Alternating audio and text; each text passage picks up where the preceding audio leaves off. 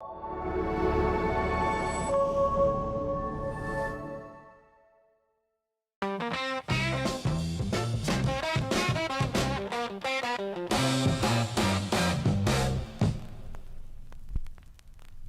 hey, everybody, and welcome back to another episode of Small Town Podcast. Today, we have Cam Barker, who is a ex-NHL player who is now retired but lives in Summerland here. He is someone who is super involved in the community. He's done all types of fundraisers and is now coaching, and is just a community staple here. He played for the Chicago Blackhawks and for the Vancouver Canucks, my favorite, the Edmonton Oilers, and so we're just super pumped to have him. So, Cam, thanks so much for being here. Yeah, thanks for having me. I know we talked about this a couple times, yeah, so it's nice to get down here. Definitely.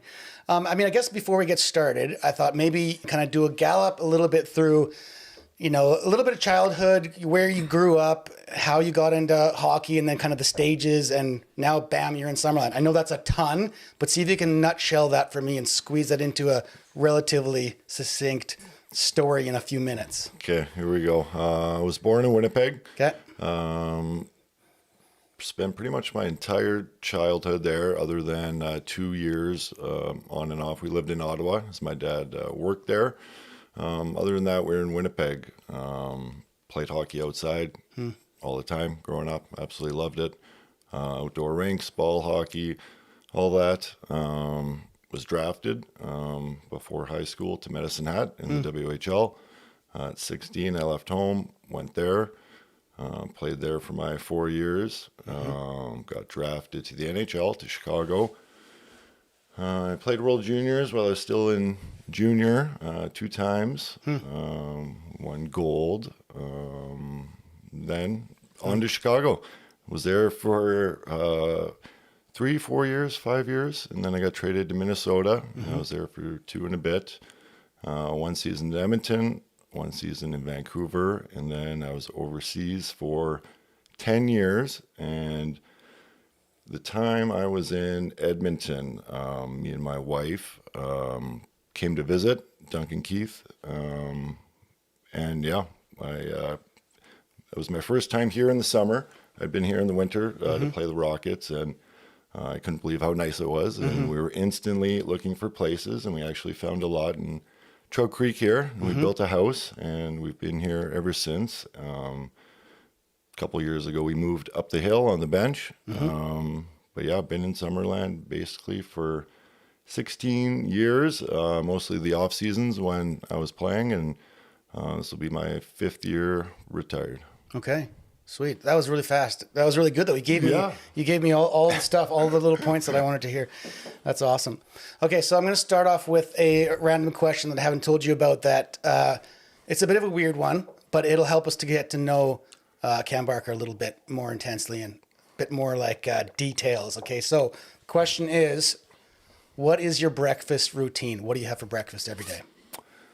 I skip breakfast a lot of days and just have coffee. If I'm on the ice really early, if I have time to sit down and we have a nice family breakfast, usually eggs, bacon, or sausage. I'd say either one of those two. Yep. Okay, so let's go Cam Barker in the NHL. What was the breakfast of champions at that time? It'd be oatmeal, probably a few eggs, some bacon, a bowl of fruit, some yogurt. Really try to eat quite a bit at breakfast, so I wouldn't have to eat as much later. And you could kind of spoil yourself. Totally. Which was nice. Yep. Okay, so now let's go to Cam, now retired, but obviously still doing coaching, and you have to be on the ice early with kids, whatever. So now, on average, are you the type that you wake up? Are you like a really early riser? Are you like making this coffee, taking it in the truck with you? How does that work? Well, I think as I've gotten older here, I definitely wake up earlier and go to bed earlier, which has its benefits. But the early mornings, it's usually a coffee and go. Maybe a shake for the boys, or we eat when we get home. But so in black coffee, I'm assuming, because that's what you're drinking right now? Yeah, I'm pretty simple with my coffee. Okay, do you make it yourself, or do you go past Timmy's, or what's the... Usually make it at home, but yeah, if I need one in town, Timmy's, or I'm not too picky. Yep. Okay, so you get to the rink. What's your earliest practices that you guys what time you'd be getting there in the morning? Like in the NHL? No, like not in the minor NHL, hockey? Minor hockey. The earliest ones I'm currently doing start at 6:15 in Yeah. Summerland, and that's the U15 integrated team. Okay. What about NHL? Definitely not 6 in the morning. Yeah. Pre-game skates are usually 10, 10:30, 11, depending if you're home or away. Yeah. So, not quite as early. And then you'd get your nice nap in the afternoon. And then, game time's usually 7:30. Sure. Yeah. Okay, so when you're having this tasty breakfast now with the whole family, are you a crispy bacon or soft bacon guy? Crispy for sure. For sure. What about bread? Are you like a white sourdough rye guy? I like sourdough. Yeah, Yep. that'd be me. Yep. Okay, this is good. Are you put like tons of butter on it kind of thing? Or are you like, no, I just do a little skiff and then I put some cheese and some eggs? What's the thing? For sure, a lot of butter. A lot of butter? Yeah. Yeah. Nothing else? Maybe peanut butter. Maybe peanut butter? Yeah. Yeah. So this just kind of helps me get a little bit into the, I mean, I would assume that being, being a pro athlete, there's going to be certain things that you can eat. But mind you, when you're working that hard, I'm sure you can pretty much, for the most part, not eat anything. Obviously, there's better things to eat, but yeah, I think when you're that active, it's hard to get to a place where you got to stop eating. I mean, I'm sure for some people potentially, but in my experience, it's like I really try to eat well and make healthy choices. sure. Would that stop me from having dessert? No, it's like you're burning so many calories every day, Yeah. especially game day. And tell you, to be honest, at pre-game meals, there'd always be ice cream. No. Which, every team I've ever seen, Team Canada, NHL, everyone get their little ice cream bowl and then go have your nap. So wouldn't have to watch it too closely. Sure. Yeah. So would that be the thing? So you would have your bowl of ice cream and you go up to your hotel, you crash for, what's the nap thing usually for guys? I mean, for me, I'd have no problem 2.5 hours, Yeah. maybe even 3, which, looking back might have been a little much. Yeah. Some guys wouldn't nap at all, but I'd have my final cherry on top, little bowl of ice cream, and then usually 2 hours. Yeah. And so you wake up, so if a game's at 7:30, you're at the rink usually by what time? Usually getting there, everyone has to be there at 5:30, and I think most people probably start getting there around 5. I was probably there for 45, 4:30. Yeah. Everyone's a little bit different. What time of day is this ice cream bowl and the nap happening? Is this like It was after- on a very tight schedule. Okay. Food would usually come out like 10:45. This is after a morning skate? Sorry, 11:45. Okay. Yeah, after a morning skate. Some teams would be 12:30 or it'd be noon to 1. Yeah. I like to get there early, eat as early as I could so I could get sleep. Yeah. So usually you're typically at sleeping noon. by like what, 1 o'clock? 12:31 for 12:31. sure. Yeah. Zonk out for 3 hours, then So I mean, it's funny because I wouldn't have ever thought that was a thing until several years ago when I'm watching more and you're hearing more about the routines, and I'm like, man, it sounds like at first I thought it's just some lazy dude who's like, yeah, I have my nap, and then I'm like, oh no, this is like imperative that they get this nap, and then I'm hearing that almost every single guy has some type of a nap routine. For sure, and I think guys that it'd be very hard to not nap after games, right? You're jacked up, your body's going. It's hard to fall asleep, and then a lot of times, right, you got to travel. You still got to eat after the game, so you're not getting bed till late, and then if you're having trouble sleeping, it's even later. So that nap kind of doesn't fill that void. Your sleep's not great, but at least you get a little bit. Yeah. What about post game? So again, if you're finishing a game at like, what's the average time you're finishing a game? Right, like 10. Yeah. Yeah. And then is it like stuff your face kind of thing, or are people like not hungry after you've exerted all the? Yeah, I think everyone's different. Certainly wasn't hungry like right after games, like famished, like give me some food, Right, know. But there was always pizza in the dressing rooms. They wanted you to get something in your system quickly. Yep. And then, either eating at home or a restaurant. Yeah. And I guess by that time you're pretty hungry. Could you ask for, hey, I want an eating plan. I want to yeah. No, they certainly have the dietitians and all that. And Sure. I'd say the options you're given as far as food are all, Yeah. healthy, and they're Yeah. geared, to each individual guy. On the plane, it's kind of the same thing. Like the options are healthy. They're not giving you a bunch of bad options. So what type of plane person were you? Because obviously I hear some people are like, oh, I just zonk out, or I have my book, or I play poker with the boys, or they're on their phone playing games. What were you? Yeah, I guess it kind of depends what team you're on. But I guess thinking about it now, it's more kind of what stage of life you're in. I guess when I was young, there was a bunch of us played PSP. Yep. Play against each other all flight was awesome. I have no problem sleeping on a plane, which was super handy. Did you have to learn how to do that? Like, or was you've always been able to sleep I think I had anywhere? that my whole life. My mom used to tell me, or I'd sleep all the way to games as a kid, and then wake me up when we got there, and off That's I went. pretty sweet. And in junior, I was able to sleep on a bus. Yeah. No issue, which is super handy. Yeah. But I played with guys who don't fly well. Yeah. Which is not good, No, that obviously. sucks. Or can't sleep on a plane, which would also be tough. Yeah, no kidding. So if we were to go back, let's say we go back to, you're 16 years old, and then you basically started billeting, right? So, and where did you go from? You were in Winnipeg, and you ended up billeting in Medicine Hat. Okay. But actually before that, I was my last year in Ottawa, and I was 15, and I played Junior A. Yep.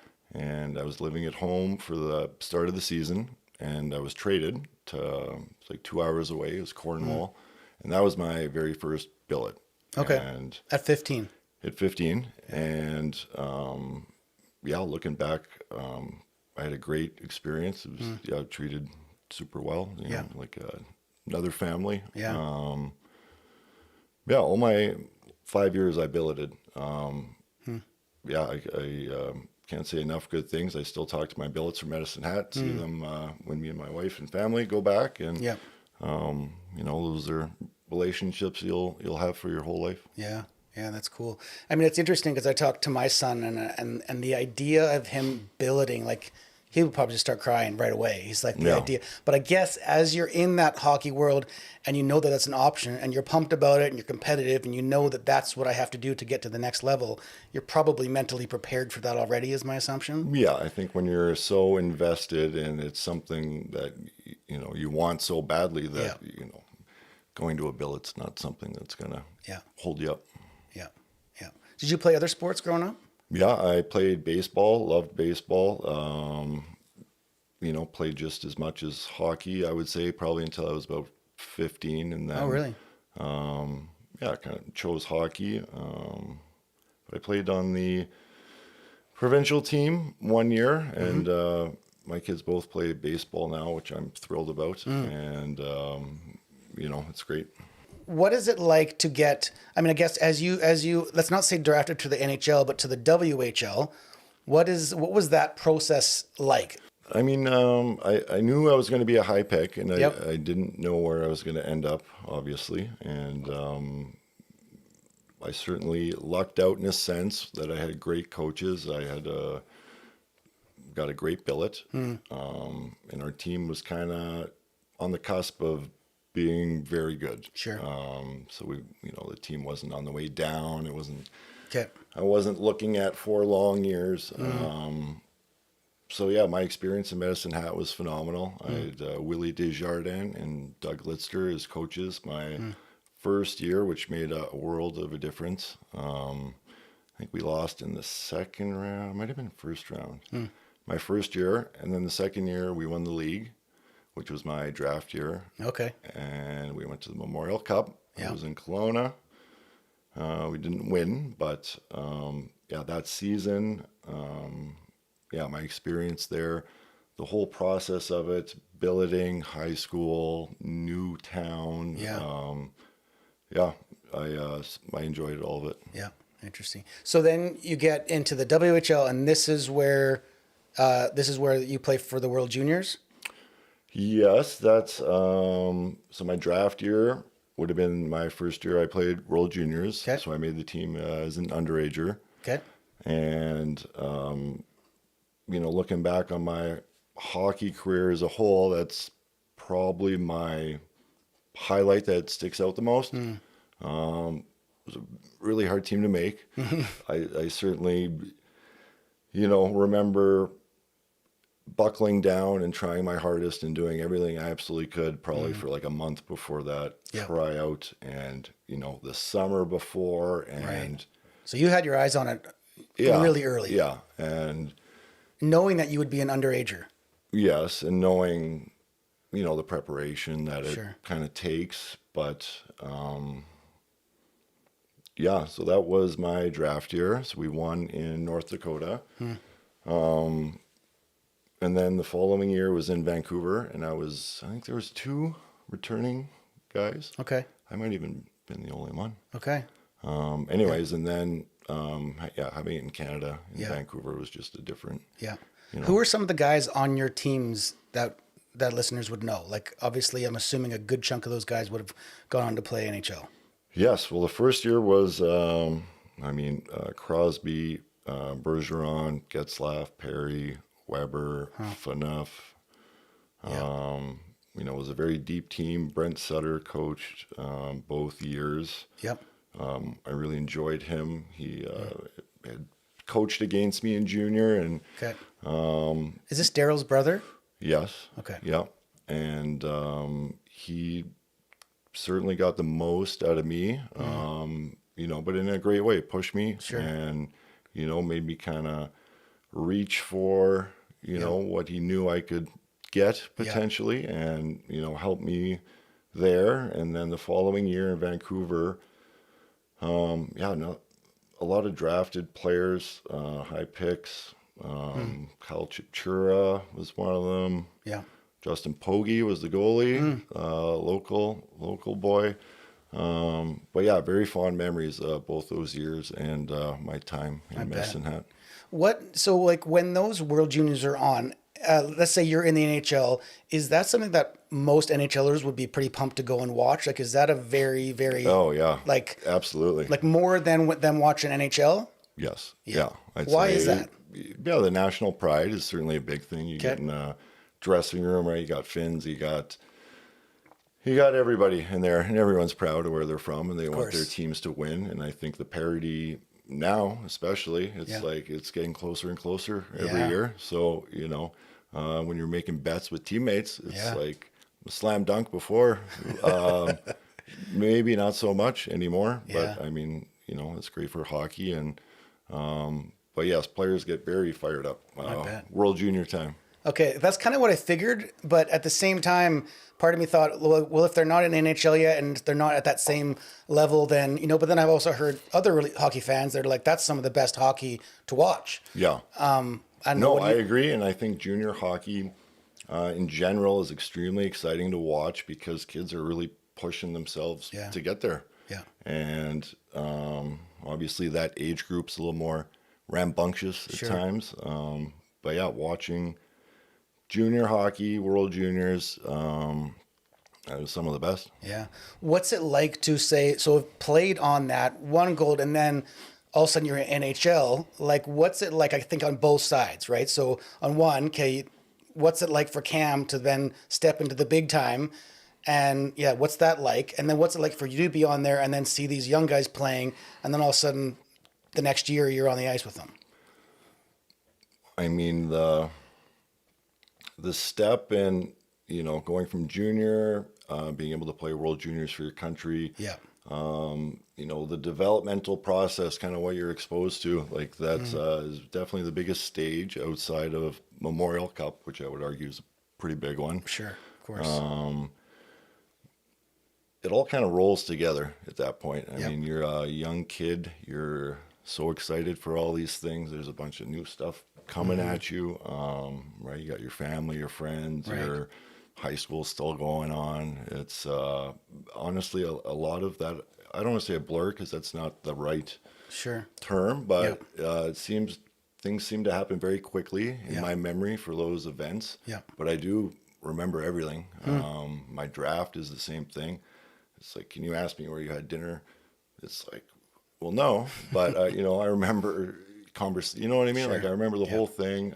But I guess, when you're so excited, you're kind of just experiencing it. You're not thinking about it. Yeah. And then when you actually get, so you're in the NHL and you're looking at these kids that are coming up, would you kind of have a pretty good idea who you think is going to make it into the NHL from that? I think it's hard. I mean, when you get to that point and, there's only 600 or however many players in the NHL, yeah, right? It's a job at that point. It's okay, like, sure. man, these kids might be coming for me. Yeah. Right? But certainly, Team Canada, I don't want to make it sound like Sure. I'm just going to help Canadian kids. It's Right. no, you want all these kids, you want to give them the support. Yeah. The structure of when you get in a dressing room at that level, obviously the veterans help out the younger kids and so on and so forth. So, if you're able to pass that down, it's definitely, I had a great experience with that. Guys helping me out my first couple years, being in the big city, not knowing what's what. And, you certainly want to help them along as they come. And I had that help. Who was it for you? I had Adrian Aucoin, was a captain, and he was exceptional to me. I played with Todd Simpson, who actually lives in West Kelowna now, who was awesome to me. And me and my wife weren't married back then, but same thing with her. And then, obviously the teams, how they treat you, how they treat your families, it's exceptional. And, having a kid from Winnipeg, be in Chicago at 18, 19, it's, it's pretty shocking in a good way, right? But everything's new. And, I feel like I had a lot of help, like all the way along. There was never really a point that I felt stuck where I didn't have someone to help me. Yeah. I mean, that seems to track in that it seems like a lot of what you value now is looking out for kids, and making sure that it's a safe place, it's a fun thing, and that they're not so much overdoing the hockey, but that kids are still supposed to be kids, and you're trying to create a really good, healthy environment for that. Yeah, I think, right, you want to create the environment's the thing, the dressing room, the team, you want to create an environment where everybody's being pushed towards the same thing. And, in the teamwork type sense, if you're able to help someone, you're going to help someone. And if you're able to push someone past their comfort zone to help them, that's going to help the team. Sure. It's really the environment on good teams that create that. And the good teams I was on, they all had that for sure. But in the same sense, it's the environment we want our kids in. Sure. We want them going for what they want and being able to do that in a safe place, but be pushed at the same time and obviously have the support there if they need it. Yeah. Would you say, so again, having like Sutter as a coach, I don't know much about him, but I'm watching Daryl Sutter and then hearing kind of him being maybe more of an old school coach and then maybe even having some frustration to the new generation of players. And obviously there's probably pros and cons to that, but like, what's your take on that more old school mentality versus, is there a new school mentality? Is that changed quite a bit? I mean, I think it's all how people interpret it. Okay. For me, and I would say, I don't want to speak for anyone else, but I certainly responded better to someone giving me clear instructions and asking me to push myself. Sure.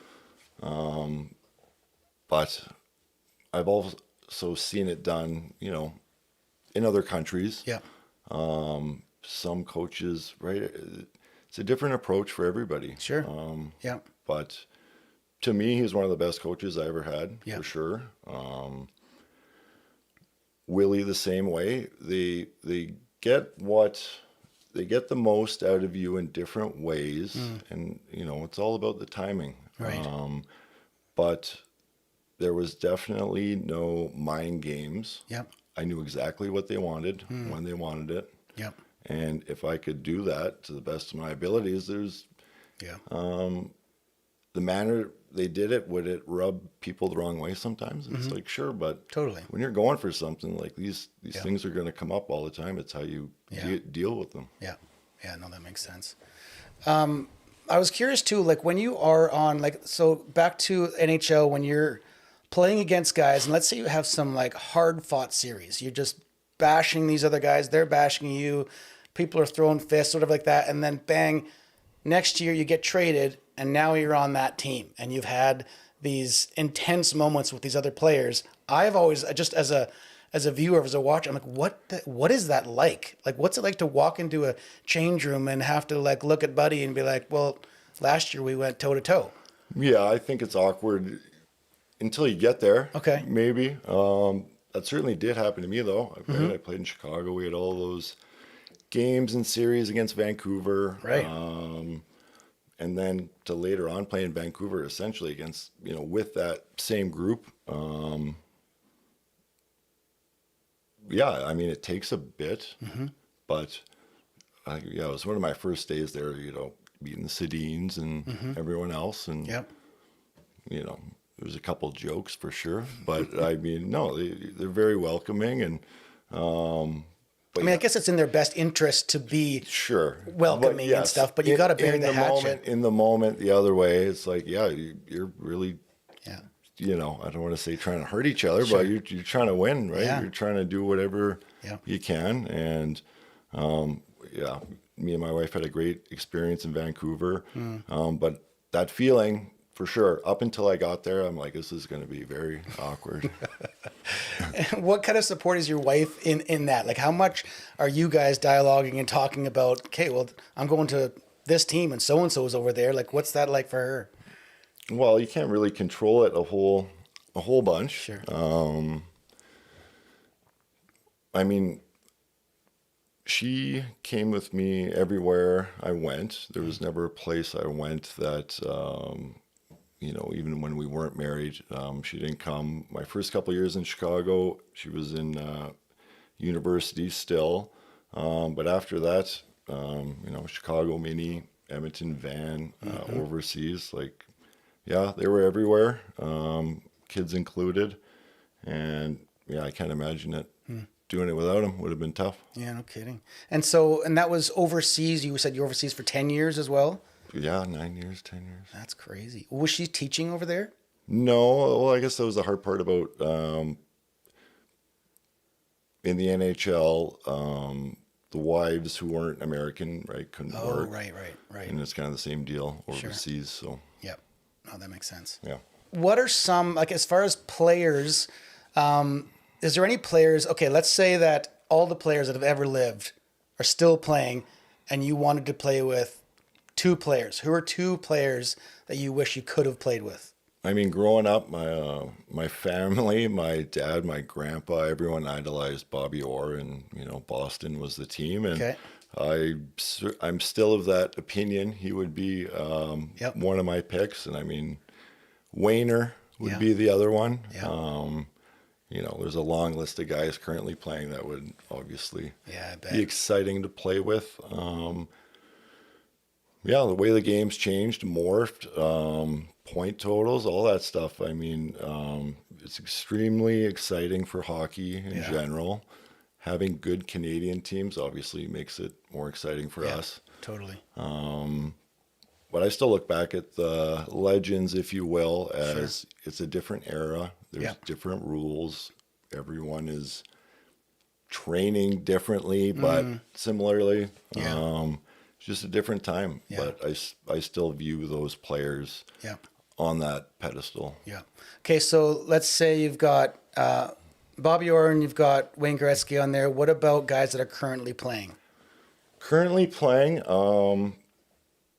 I think I'd lean to pick friends. Okay, yeah. Guys I played with or grew up with. Sure. I mean, having Johnny Taves back in Winnipeg is pretty cool. Yeah. And then, McDavid, McKinnon, Yeah. Hughes, McCarr. I mean, we got a lot of superstars right now. Sure. Yeah. Yeah, no kidding.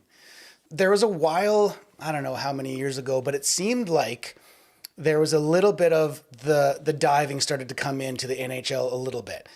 And it seemed like as a Canadian, it was like that was like the worst thing you could see is someone diving. And the one thing that I absolutely loved about hockey, the sport, is like they like cut it off. They pinched, like they just weeded it out really, really quickly. Do you recall or remember what it was like during that season?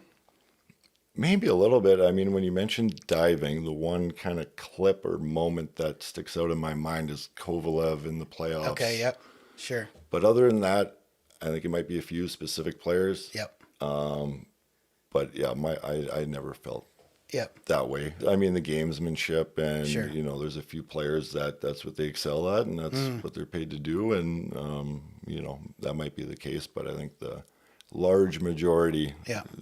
it's not really a thing. So what's the difference, though, again, between, let's say, a sport like football, soccer, where that's part of the game. Like, someone just brushes their ankle for sure. and they're freaking out, they're rolling on the ground. And then you can look at hockey and a guy can get absolutely destroyed, pop back up, and it's not even a thing there. What is the difference? These are both men, athletic guys. Like, what's going on there? I mean, the soccer one's a little curious to me. I think it might be a little excessive, and I'm not sure when that started or if that snowballed. Has Sure. it always been like that? Yeah. Which I have a hard time believing. But Yeah. I also think now, right, Sports Center, whoever is able to grab a clip or a bunch of clips and they make it look like there's diving all this. But, it's no... It's certainly not the same soccer and hockey. Yeah. I mean, guys are getting back up. Yeah. I don't know what to chalk that up to, but yes, watching soccer drives me nuts. It's funny. I saw one. It was just a little comparison clip, and it's some soccer guy diving, rolling around, and he got touched. And then I think it's a close up on Ovechkin's face, and this puck just comes out of nowhere and just smashes him in the face. I don't know if he ends up checking his teeth or something like that, but then barely even like a wince on his face, and then just goes out and takes his next shift. I know, or guys, getting a puck in the mouth, losing all their teeth, coming back, or you've seen some the skate blade cuts, the stitches. I was with Edmonton when Taylor Hall got stepped on and had stitches in his head. I think he still played that game. Not diving. No, definitely not. Let's go from diving to golf. Golf. What is the deal with golf and hockey? It seems like everybody in the NHL golfs in the off season. Whether that's true or not, why is golf the thing? Well, I mean, the off season coincides with when hockey's off.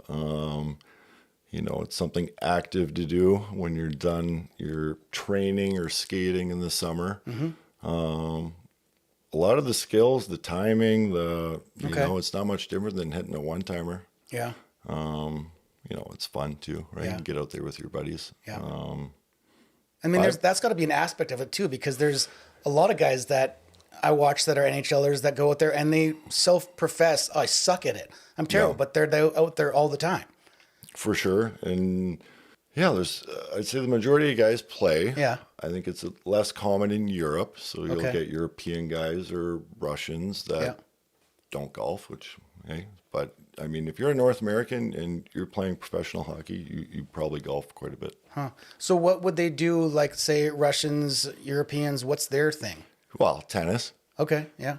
Soccer. Sure. On the topic of golf, tell me about the Barker Invitational. What is this? What's this it for? is the second year. Okay.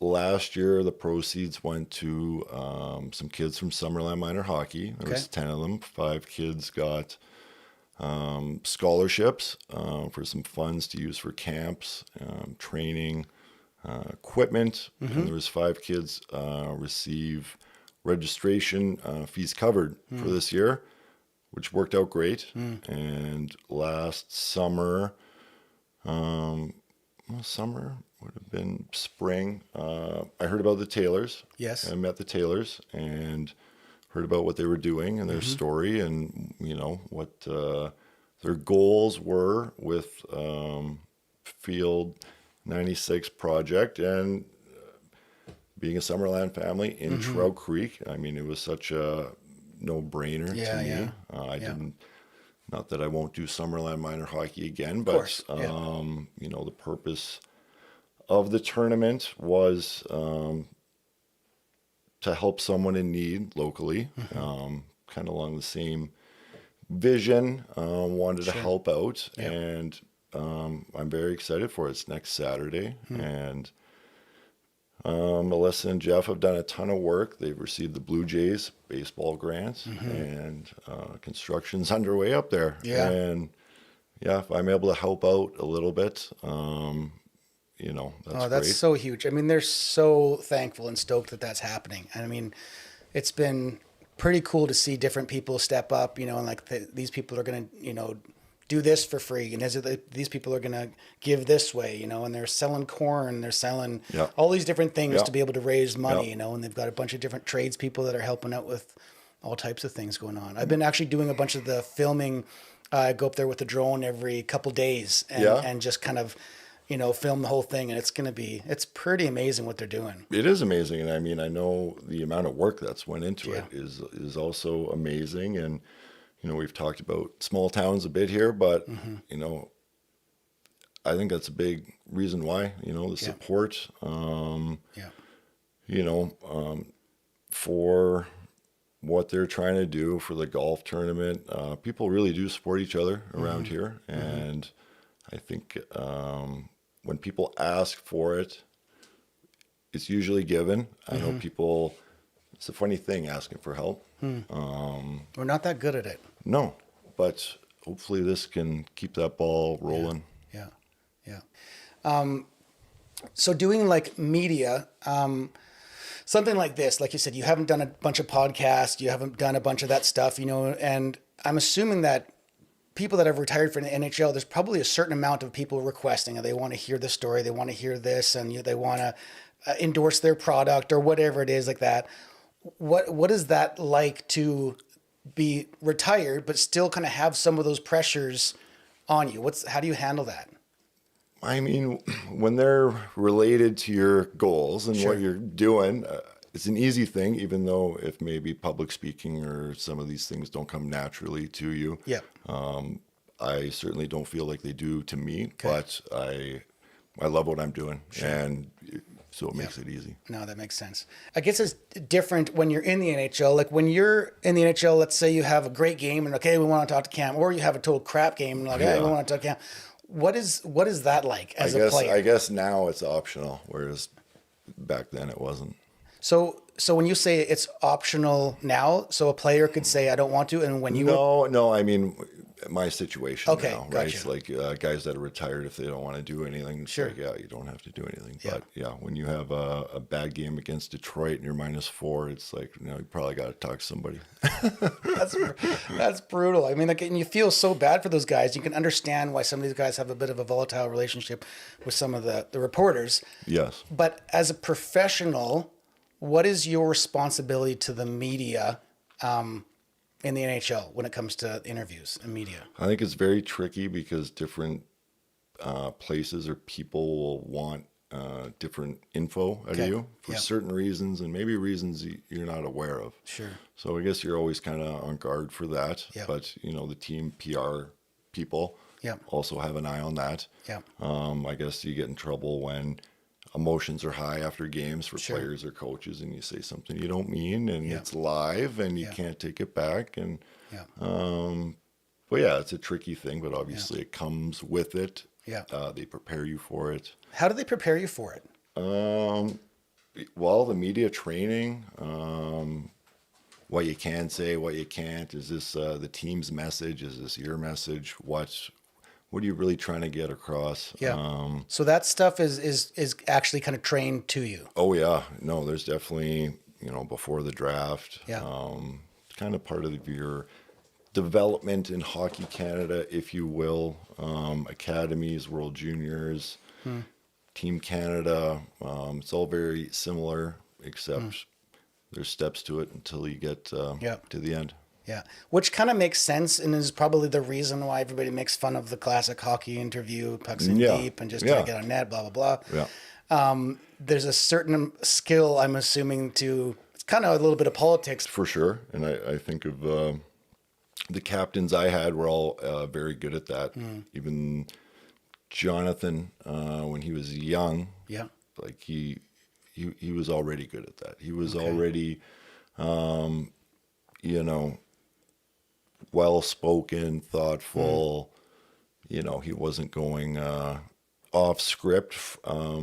And for a young guy, it's super impressive. And, you know, all the other ones too, I would say it wasn't forced, you know, it's kind of how they are naturally. But yeah, certainly talking to the media is a different animal. Yeah. And do you have, if I'm really not in a good headspace and I have to go out there and talk to the media, is there a coach or a teammate or the captain that can actually step in and be like, hey, you're not talking to so-and-so today? Yeah, they're just not in that place I think at that point, but you know, it's a tricky thing because, you know, if the media really wants to talk to you, and it's like, you got to talk to them. That's part of the game. It goes hand in hand. You know, they support each other as much as you don't want to admit it in the moment. But yeah, it's a hard thing to be good at, I suppose. I don't know. Is there anyone where you would say, hey, man, that guy does killer interviews every time? No. It's like, all I hear now is the answers Connor's given and how many times he gets asked that and trying to decipher what. Sure. It's like, right, he's sick of hearing that. Yeah. And, you know, sometimes there is no answer. Yeah.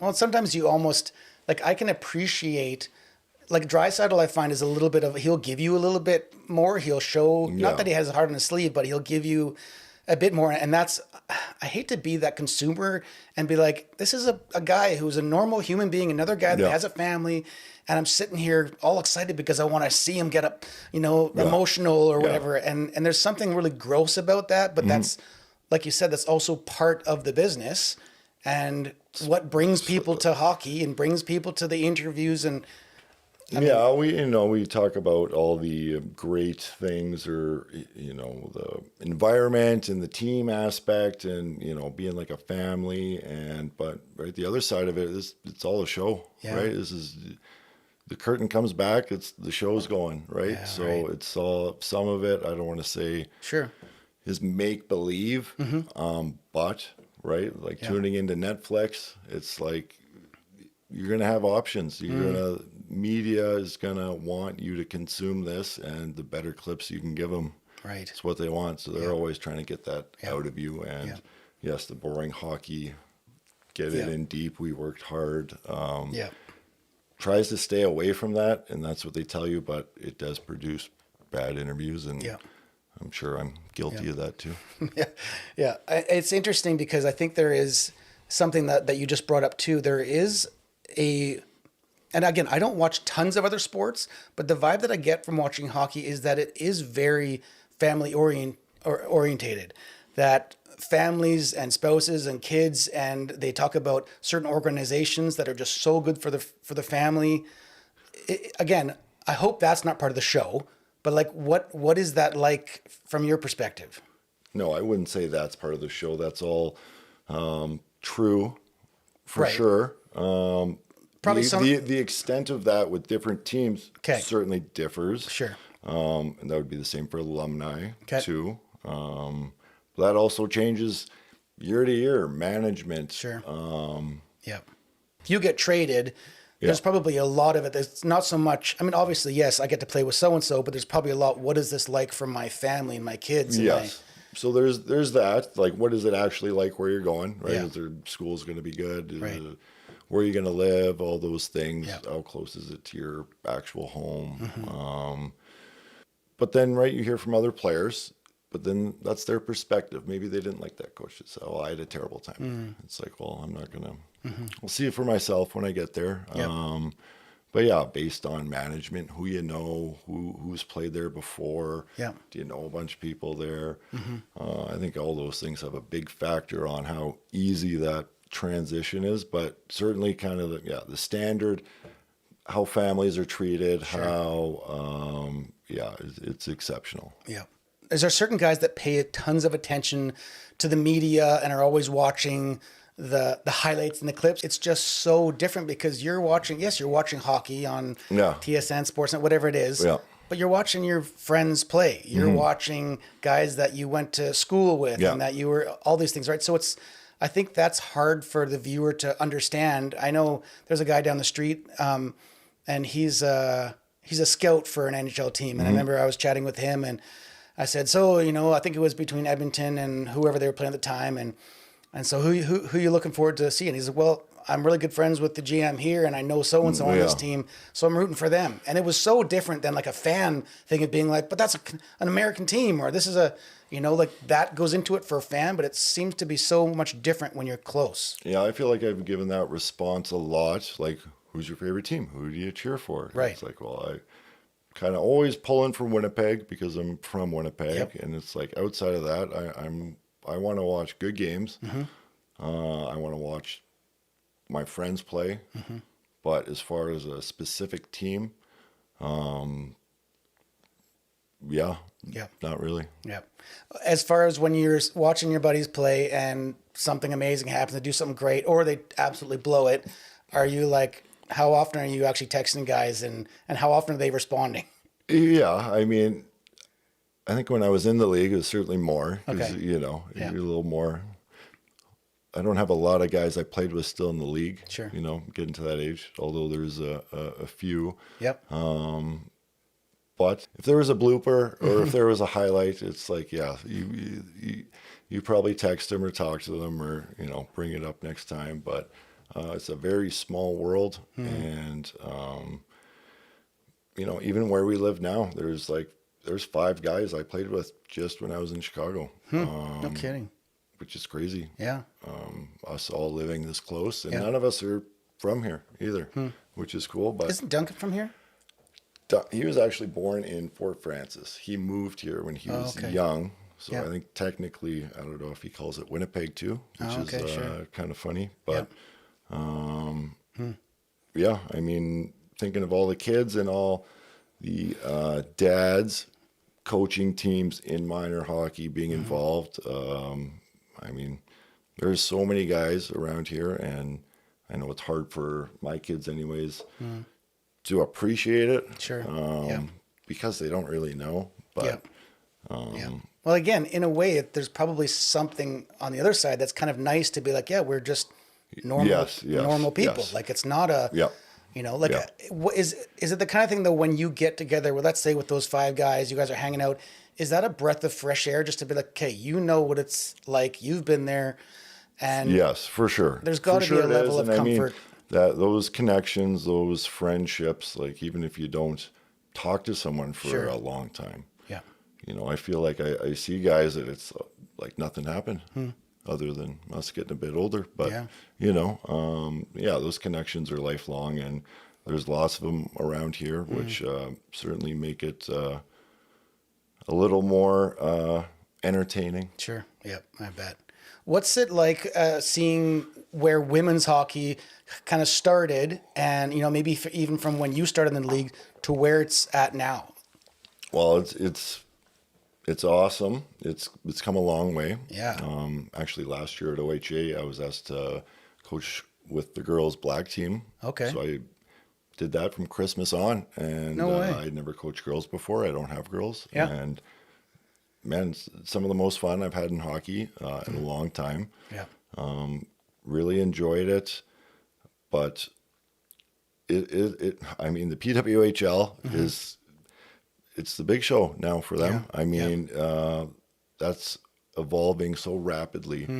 The different rules they have in that league, I think, is exciting. I'm excited where it's going, and that's all the way down to minor hockey. Yeah. It's tough in the Okanagan with all our small towns getting numbers for teams. Okay. But I do feel like we're getting closer. I suppose I didn't think about it a whole lot when I was younger. Sure, yeah. The state of girls hockey, but it's in a great place, and it's going to keep rolling. Yeah, it's pretty awesome. Nice. I know that, again, there's a few girls that my son has played with, and it's only because a couple of them made it to some rep hockey teams that he's one of the faster players on the team, because a lot of the girls were just destroying the guys, as far as speed and agility kind of thing too. So that's, I mean, I remember, I don't know when it was, I think it was one of the NHL All-Star weekends where I can't remember what the girl was. I think she was American and she did like fastest lap. Oh yeah, I remember that. And I remember everybody being like, what the heck? She was so fast, and she's skating alongside and beating NHL guys. Absolutely. And I mean, I think of my own kids, all the girls playing, on their teams in those leagues. Yeah. The skill level, I mean, the biggest thing I think is getting girls engaged early in hockey early. And I think that's happening all the time. Yeah.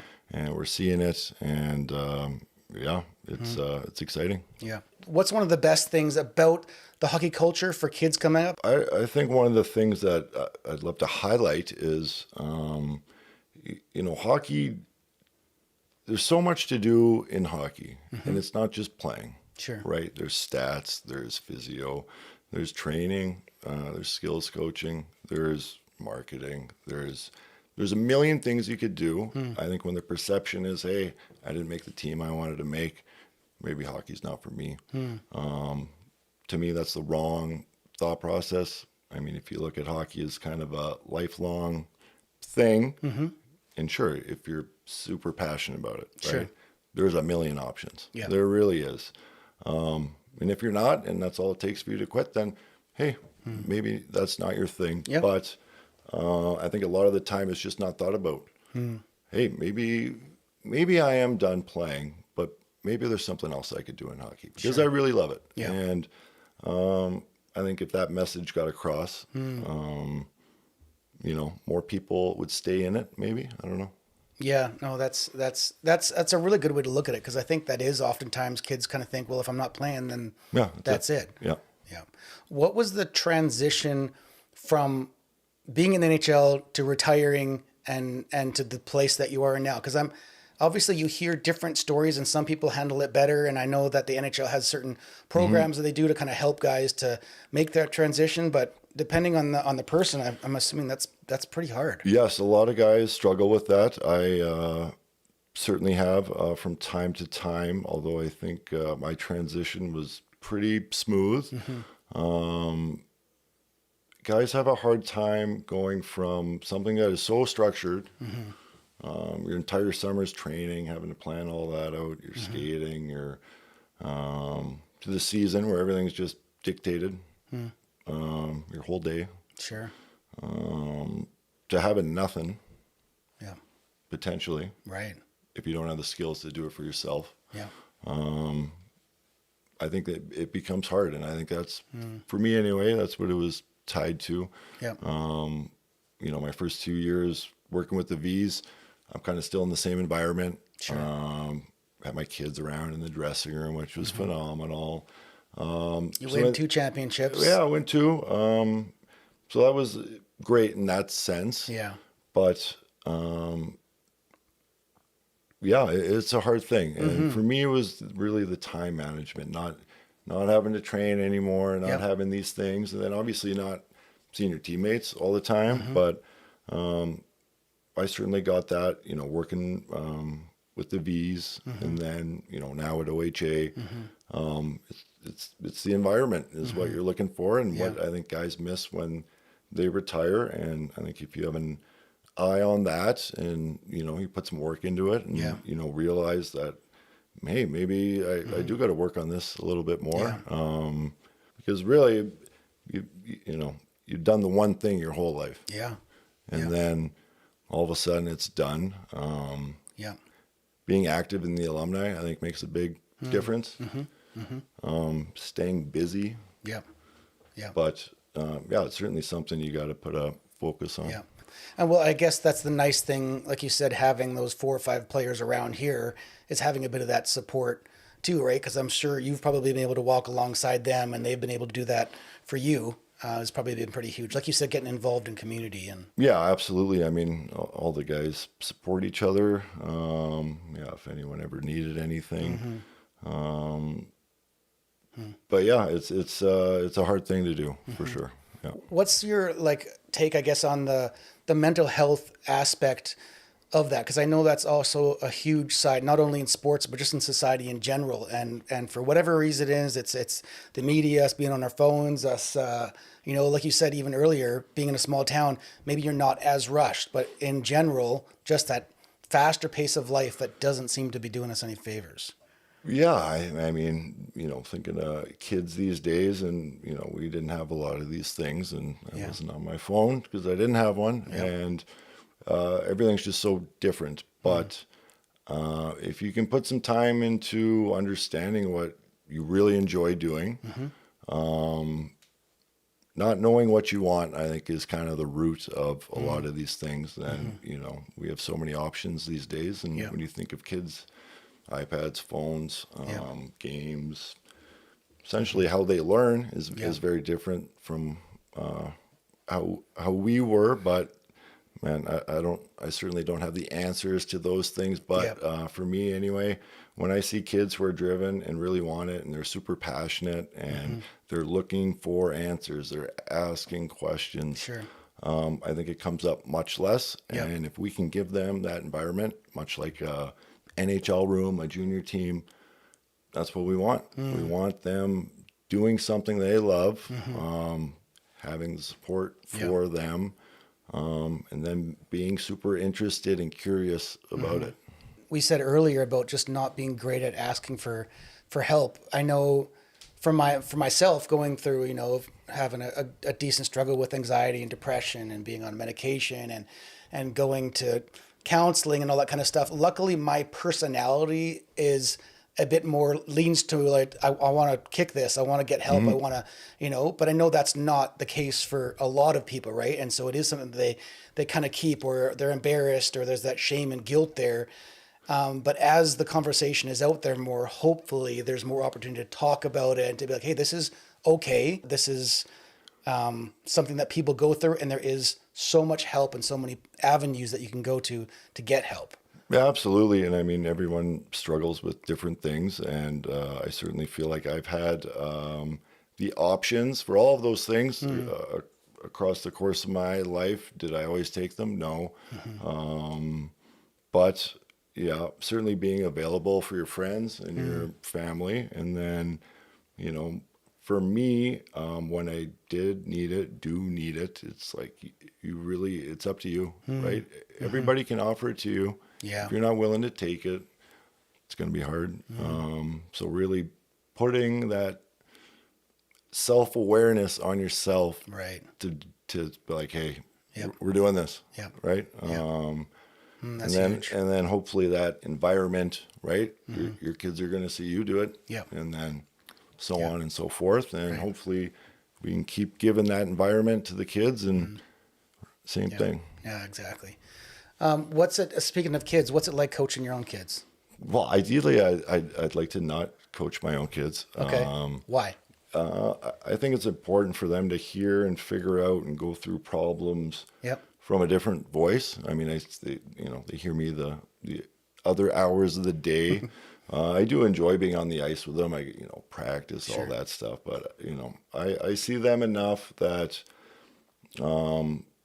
we talked about burnout a bit, and I do love coaching them. Am I going to be happy when someone else is? Yeah, it's like I do love just watching the game too. It's hard when you're coaching because you're talking to kids, you're explaining things, and I feel like I miss half the game. Yeah.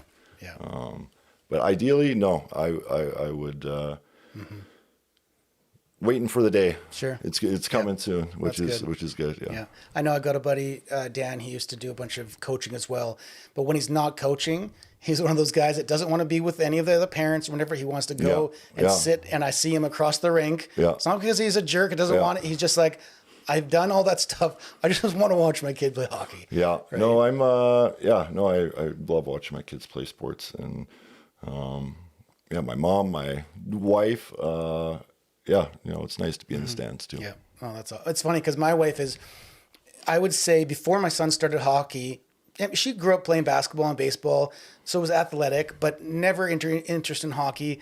I always wanted to play hockey, but I lived on one of the little Gulf islands, and I couldn't take a ferry every morning to go play, so I didn't get to. So played a lot of ball hockey, rollerblade, that kind of stuff, but I always dreamed of it. And so when my son got to play, I was like, dude, you're going to be able to do this. This will be so great. But at the same time, I also had this stigma, kind of like, I don't want to be a hockey family. I don't want my kid to be a rink rat. I don't want to, it had kind of those things. And it was kind of another friend, Dan, who was just kind of said, dude, it's not like that. But kind of like you said, it's a little bit up to you, right? Like if you, you could, turn into this really unhealthy thing and try to live the glory days through your kid and all that kind of crap, right? But it has been one of the most joyful times, and my wife has absolutely fallen in love with the game and now knows all the players in the NHL 10 times more than I do, knows their dogs and their jobs, and it's like, and it's so fun, and it's become this very, I guess, kind of like they say sometimes in NHL, this very family orientated thing of like wintertime, we've got a rink in the backyard, and then we can be doing this with our kids. And because it's house, we're not at this peak, crazy level where we're hoping that our kid's going to make it. It's like, dude, you throw a few pizzas up the middle and let's go have pizza after. Honestly, when you go to the rink, and you're in the mindset, all you're thinking about is how much fun you're going to have. If you're a player, hey, I'm going to push myself here. I'm going to have a couple laughs. It's almost always a great time. Hey, when you're thinking of how many goals your kid's going to get, or if you're a player, I had a bad game, and obviously, there's pressure from parents sometimes. But for the most part, I haven't really seen it. Someone have a bad time, parent, player, when you are going to the rink and that's what you're thinking, you're pretty much always having a great time. Yeah, that's true. So going from all that stuff we've talked about, junior and gold medals and NHL and traveling all over the world, to like, bam, now I'm in like a tiny little town. What would you say as far as being in that small town? How does that change who you are, or even a little bit of your identity of being a small town dad who coaches his kids? I mean, I don't think it changes my identity and my family's. I mean, the truth is I've been going for a long time, right? It's like I had a billet when I was 15. Right. There's been a long run there, traveling, all the things that go with that. So being able to be in one spot, not just for, me and my wife, but, the kids to grow up in one spot. I think when we retired from overseas, it was like, well, our kids have never experienced a full Canadian winter, right? And it's like, hey, there's something to be said about having that small town experience, and we're loving it. Yeah. What would you say is the most small town thing about yourself, if there is one? I mean, I don't know if I should say this, but I feel like I don't lock my doors ever, or even leave my keys in my car a lot of the time. What about, like, is there anything absurdly strange small town that's happened to you in a small town? You're like, that only happens here. That's never happened to me in Chicago or Vancouver. I mean, I certainly see someone I know pretty much anywhere I go in Summerland. And I mean, the grocery store in Summerland is just, you're seeing 5-10 people, right? And it's comical. And right, I could do that same thing in Chicago or even Vancouver. Not one person know you. Which is, I love that. It's great. Yeah. I mean, I guess that you could have other people that are like, it's maybe the opposite. They also love probably to be in Vancouver, be able to do some normal stuff and not be like, hey, there's Cam. I mean, but here you're not so much Cam, the NHL guy. You're more Cam, the next door neighbor, the coach, the guy who's part of our community. Which I think that's what I'm after. That's what I enjoy. And I mean, not that I didn't enjoy the other part of it. I still get to do that. And, but yeah, for the most part, I mean, being in a small community, the, how accessible and, time saving it is, for the kids' sports, for getting around, for being able to go to a public beach on a lake, it's pretty special. We have everything in Summerland. Well, everything I need anyway. We got a golf course. We got a rink. We got some unbelievable beaches. Yep. Right. We got the grocery stores. Yep. We got some good restaurants. We got it all. No kidding. Where does it come from in you to be as involved in the community as you have been? When that's, because you're doing fundraising things, you're helping kids out, you're doing these bursaries for kids, you're doing golf tournaments, you're coaching. Like, where does that come from? Well, I think the community part is, that's a learned thing. Certainly attended a lot of events when I played. Yep. Knew it was important. Seen the alumni doing it. Seen guys I idolized doing it. Seen the impact of those things. Obviously, my love for the sport and being involved in minor hockey kind of goes hand in hand. And with the Taylors, resonating with their purpose for what they're doing, and that being close to me personally, not their experience per se, but something similar.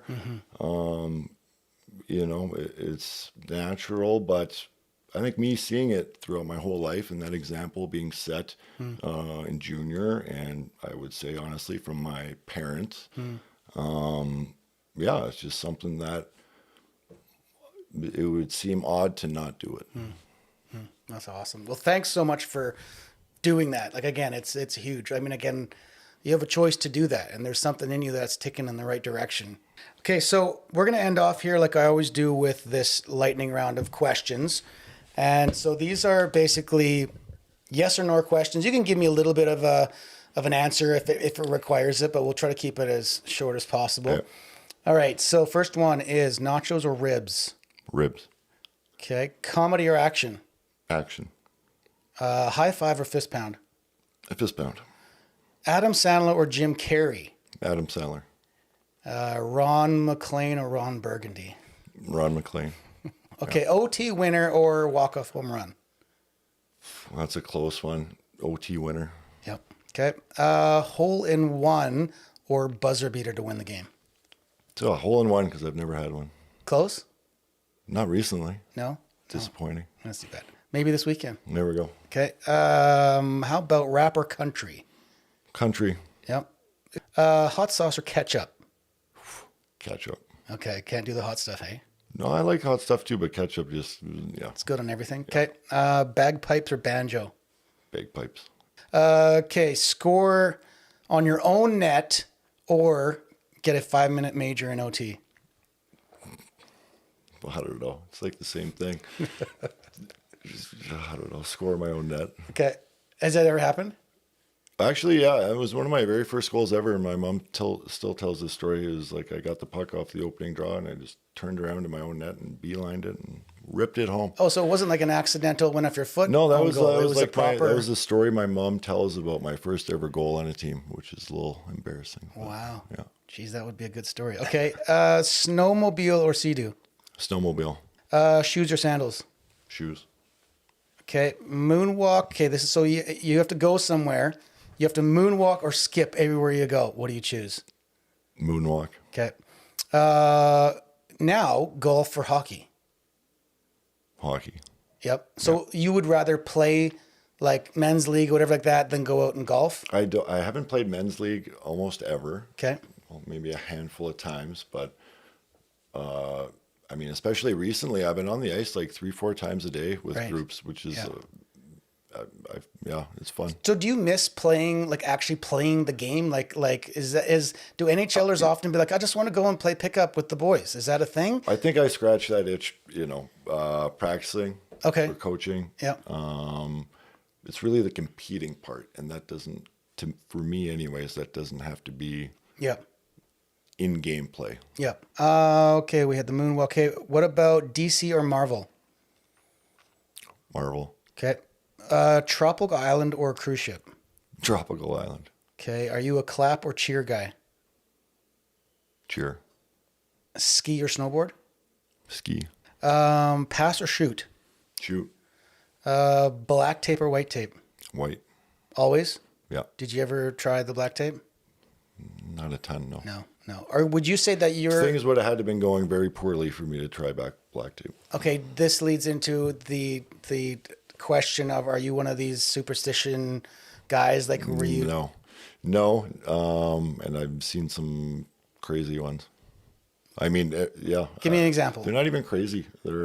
Everyone's got their own things that to other people might seem very odd, but okay, what would seem odd to me? What do you something. Let's say if someone needed a certain number of water bottles to drink every night before bed, and if you didn't have that number, it's like all hell was breaking loose. You'd have to go get one. Yeah. And if that didn't happen, it's like, he would think he would have a bad game the next day. Sure. Yeah. Did you have guys that are like, I don't ever wash that gear, or I always do? Like, is that very common? I don't know if it's very common, but yeah, everyone's certainly got something. If it's not tied to your routine, it's probably something specific with your gear. Yeah. Braveheart or Gladiator? Braveheart. Okay. Tom Hanks or Denzel Washington? Denzel. LeBron or Jordan? Jordan. Batman or Iron Man? Iron Man. What about, dance floor or people watch?